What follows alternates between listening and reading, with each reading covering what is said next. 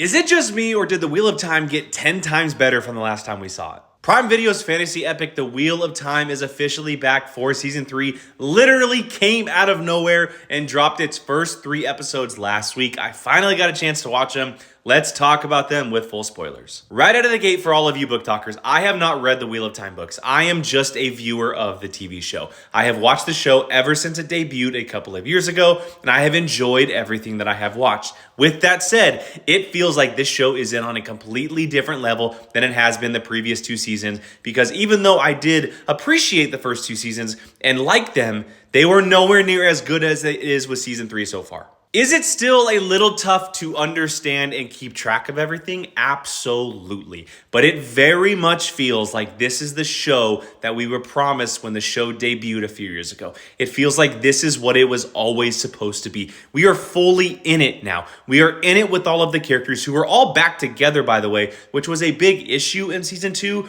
All of our characters are spread out and all over the place, which I know that takes place in this story, and I get it. And some of you may be yelling at me through the phone because I haven't read the books and I don't know what's coming. I get it. I am doing this as just a viewer of the TV show. And so far, I am digging what they are doing with the season. It started off hot. We got that massive battle inside the White Tower. We had the Black Aja. We had the Forsaken. We have everything going on with Rand and company. It just feels like this is what the show is supposed to be and was always meant to be. One of my biggest issues with the previous 2 seasons is that I never felt like they were going there. It never felt like they were willing to take the chance with either the action or the characters or the story. But in the back half of season 2, there was a shift. And it very much felt like they started to go there, and they have continued that with these first 3 episodes. The action, the character work, the overall story that we are getting with not just these characters, but again, the Black Aja, the Forsaken, and all of the